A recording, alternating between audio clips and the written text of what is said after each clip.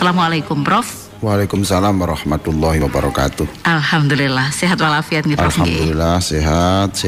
Alhamdulillah karena diberi ini, didoakan oleh banyak orang. Ya, lalu diberi berkat oleh yang mengundang ceramah-ceramah itu. Alhamdulillah.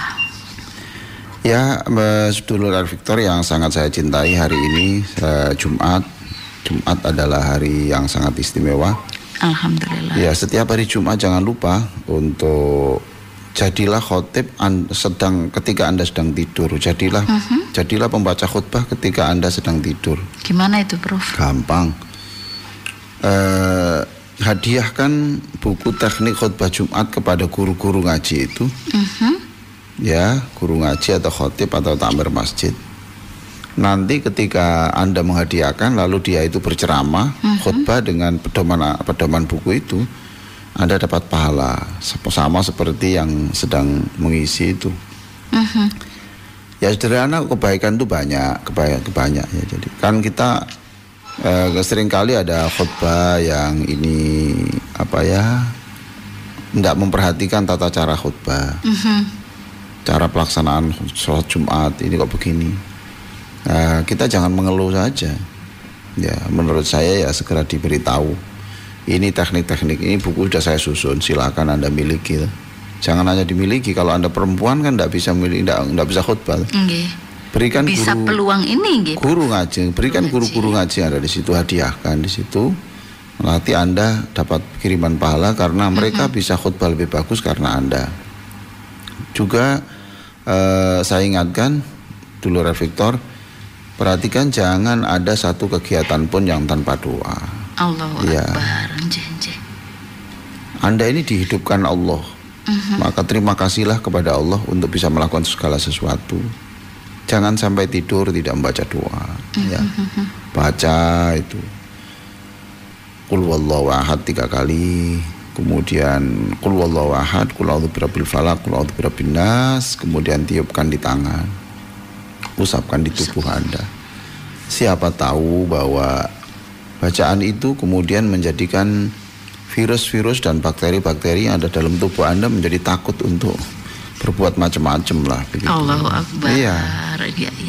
Prof. Ya, jangan sampai naik kendaraan tidak berdoa. Ya, saya ingatkan diri saya sendiri. Kadang-kadang kalau tergesa-gesa kemudian lupa tidak berdoa. Lari gitu iya, aja Prof. Itu. Saya. Subhanallah, jangan sampai kemudian bangun tidur tidak berdoa. Jangan sampai kemudian ketika berhubungan badan dengan suami istri tidak berdoa. Jangan sampai ketika datang untuk silaturahim dengan orang tidak berdoa. Jangan sampai ketika memasuki ruangan yang masih baru tidak berdoa. Sebab di situ bisa saja ada makhluk-makhluk Allah yang lain yang ada di situ, kemudian taklukkan dulu. Jadi sebelum memasuki ruangan baru itu ditaklukkan dulu makhluk-makhluk yang ada di situ ya Prof? Iya, sudah ada kan seluruh doa-doa itu sudah saya tulis di buku doa. Kekuatan, yaitu kekuatan Allah terima kasih, doa ini oleh karena itu terima kasih kepada bapak-bapak dan ibu yang sudah membeli ribuan buku ini untuk doa ini, untuk hadiah-hadiah, untuk souvenir dan sebagainya. Ya itulah, jadi jangan sampai kita ini tidak berdoa. Ada saja diajarkan Rasulullah SAW. Jangan gitu.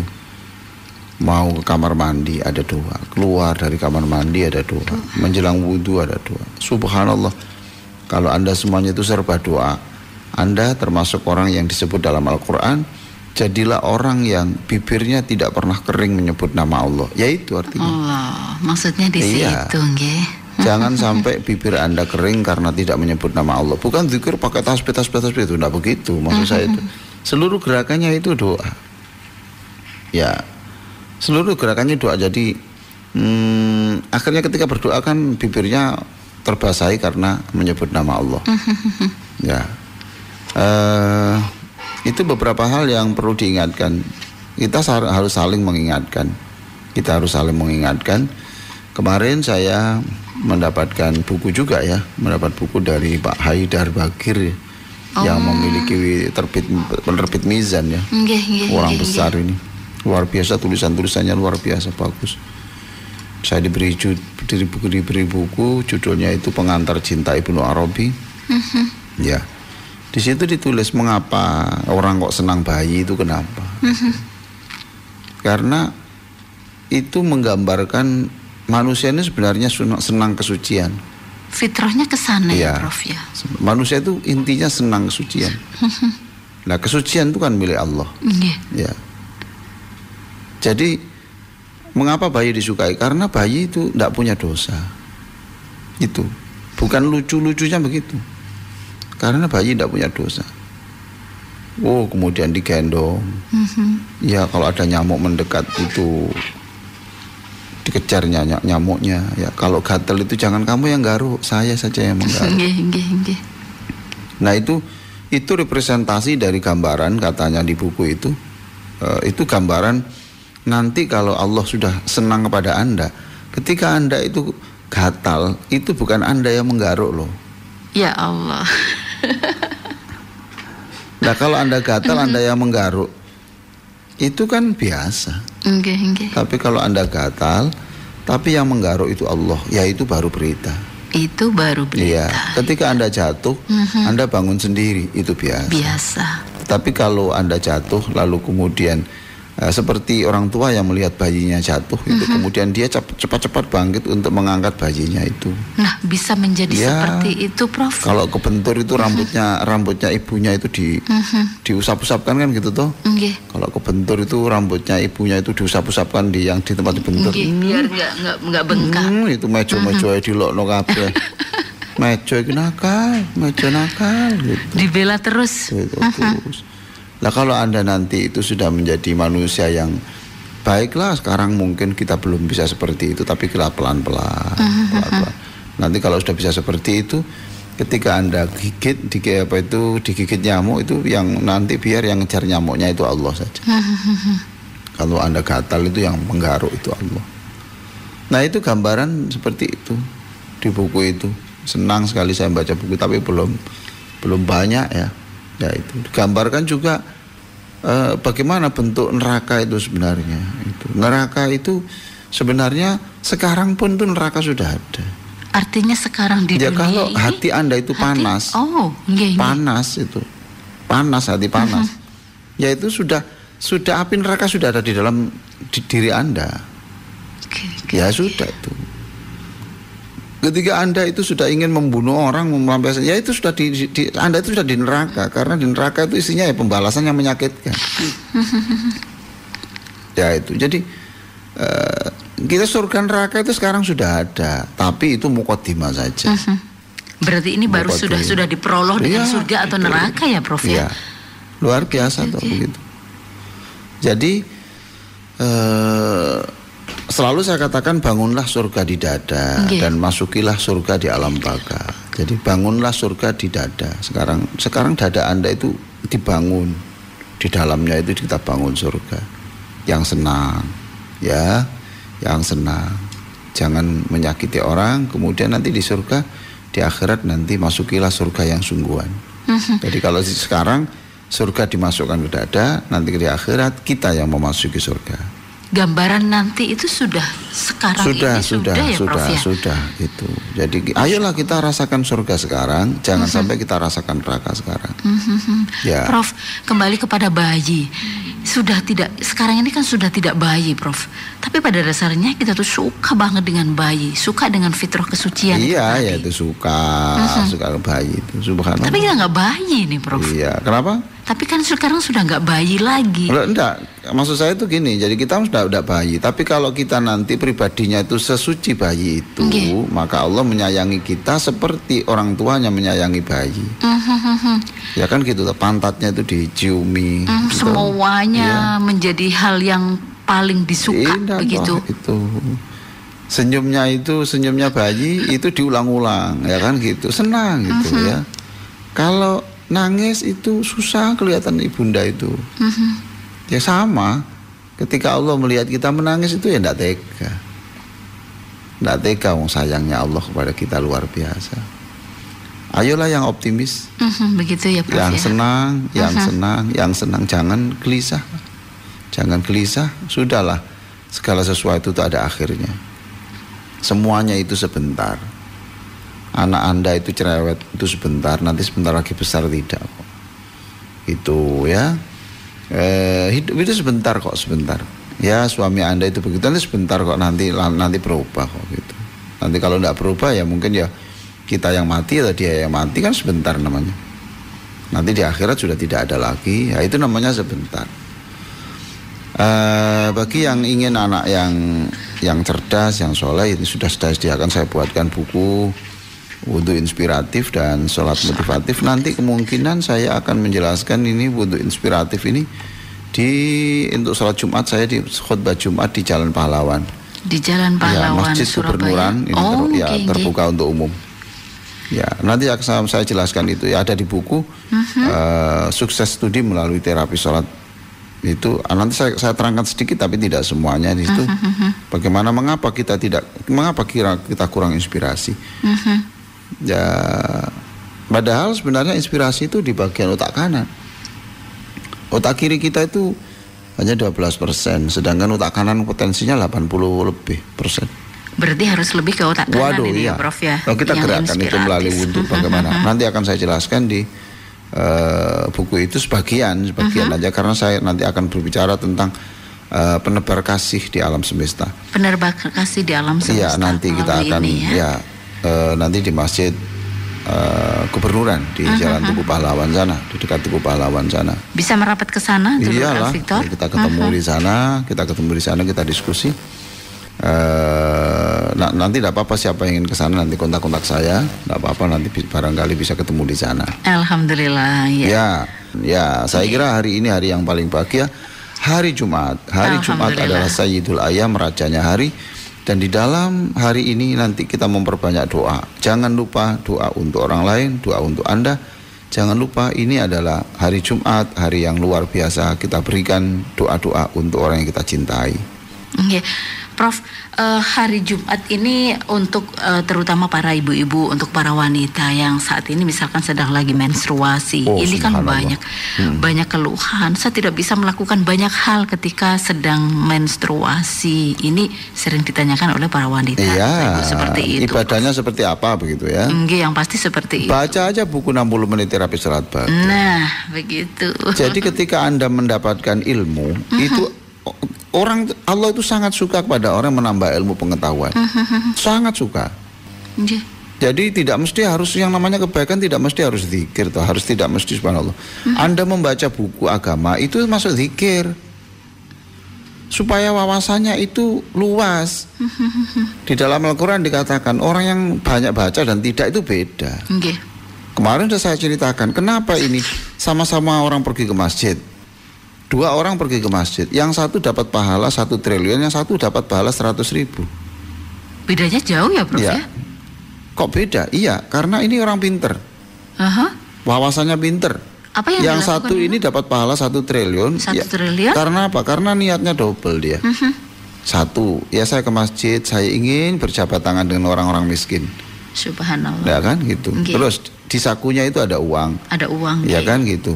Yang uang yang di saku kanan untuk masjid, kemudian yang saku kiri untuk barangkali di situ ada orang yang masih ingin nasi goreng hangat atau pecel pakai kemangi, ada tempenya, ada dagingnya, bayeknya, ada cambahnya sedikit, ada itu hangat, kemudian diberi peyek sebelahnya.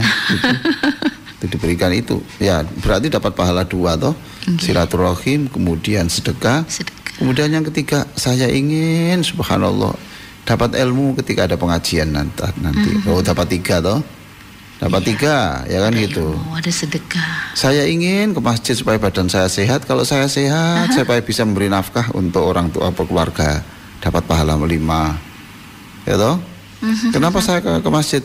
Iya, saya ingin supaya yang menyumbang masjid itu dapat jariah dari saya ini. Masya Allah. Loh, 6. Ya kan gitu. Kenapa kau masjid? Iya, saya ingin pertama, saya nanti barangkali bisa azan. Loh, 7. Coba. Nah, yang satu kan ke masjid. Iya, titik. Ya dapat 1 tuh. Karena cuma ke masjid kemauan. Iya. Lah ini, maka baca buku. Baca buku. Buku adalah jendela dunia. Allahu Akbar. Iyalah, ada buku. Semalam saya juga diberi ini buku dari jamaah Al-Muslimin Aqwa Dwi Payana, The Power of Silaturahim, rahasia sukses menjalin komunikasi. The Power of Silaturahim. Iya, itu ada buku ini. Tapi belum saya baca juga ini. Ya enggak apa-apa lah, baca sedikit-sedikit, yang penting itu ada pengetahuan baru. Ya Prof, ini pengetahuan baru. Ya, jadi baca buku ya yang datang bulan itu enggak apa-apa, jangan sedih. Satu, orang datang bulan jangan sedih.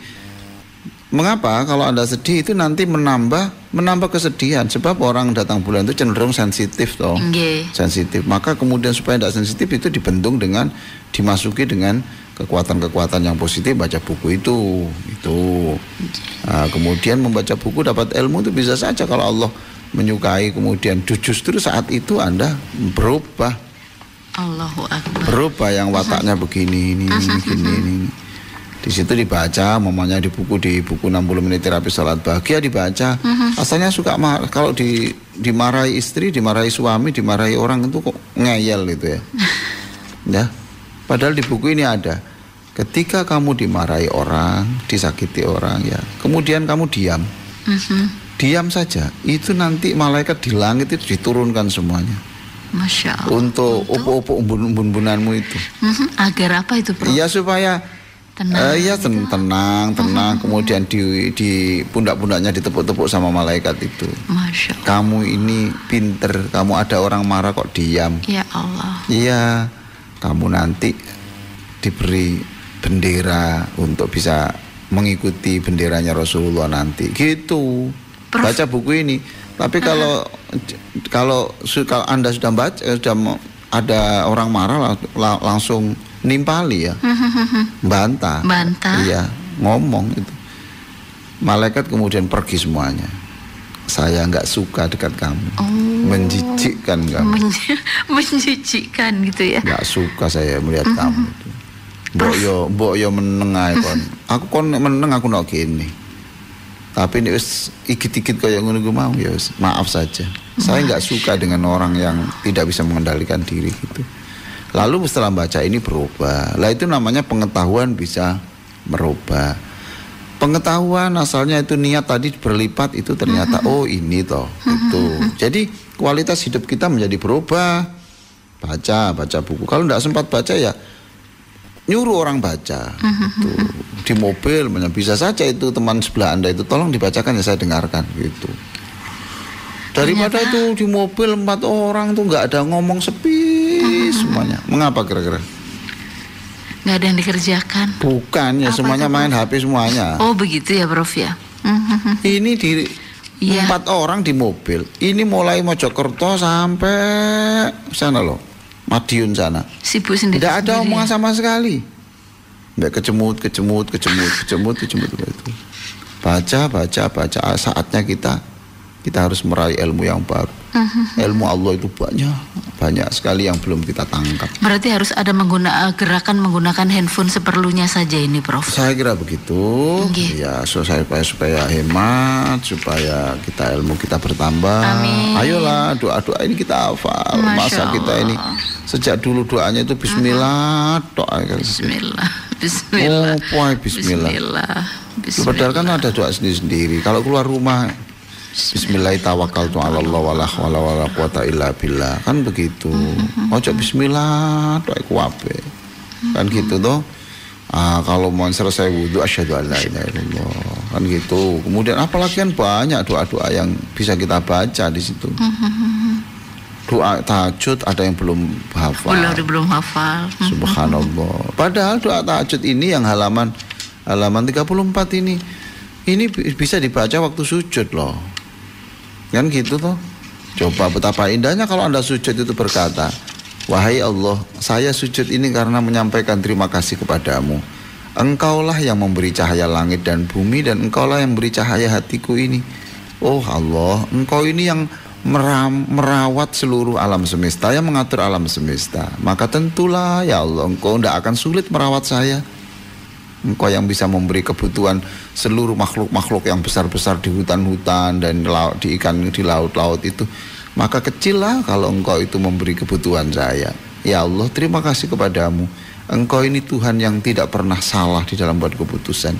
Engkau ini Tuhan yang selalu menepati janjimu. Kami yakin suatu saat kami akan bertemu engkau. Ya Allah, saya sujud ini untuk menyatakan bahwa surgamu itu benar, ada. Saya sujud karena untuk mengakui nerakamu itu benar, ada. Saya sujud untuk mengakui bahwa nabimu itu ada, Muhammad ada. Oh Allah, sekarang saya menyatakan saya taat kepadamu. Loh, toh? Dan kepadamu lah aku menyandarkan kepalaku di pundakmu. Allahu Akbar. Karena aku beriman kepadamu dan aku akan kembali kepadamu. Loh, indah begini toh. Oh Allah, antal muqaddimu wa antal muakhiru. Engkau itu bisa kok mempercepat kematian orang atau menunda kematian orang. Jadi Allah bisa saja kalau tertulis di sana itu mati kita umur 60, bisa saja Allah mempercepat, itu bisa. Yang tidak bisa mempercepat dan bisa menunda itu adalah manusia, tapi Allah itu bisa gitu loh ya. Jangan lupa yang disebut di dalam Al-Quran, la yastakhiruna sa'atan wa la yastaqdimun. Mati itu tidak bisa ditunda, tidak bisa dimajukan. Itu bagi manusia gitu loh ya. Tapi kalau bagi Allah bisa, kenapa tidak bisa? Jadi karena kita sujud kita yang begitu, umur kita asalnya 60 ditambah 61 itu bisa. Kalau yang menambah itu Allah gitu. Antal muqaddim wa antal muakhir. Engkau itu Tuhan yang bisa mengajukan umur manusia dan bisa menundanya. Wahai Allah, tidak ada Tuhan yang bisa saya ajak berbicara begini, hanya Engkau. Wala ilaha ghairuk. Loh, baca ini. Kenapa sampai sekarang belum hafal doa tahajud? Subhanallah. Ayolah dihafal. Masih banyak tugas-tugas kita menambah ilmu pengetahuan kita ini, Mbak. Betul, Prof. Masya Allah. Ini begitu sahdunya begitu ya, Prof ya, untuk doa tahajud ini. Iya, kan itu aku dibaca waktu sujud jadi agak lama sedikit. Cari yang baduke agak empuk supaya tempat bisa tahan lama. Dari tempat yang enak gitu. Subhanallah. Allahu Akbar. Kenapa kebaikan ini tidak pernah engkau pikirkan?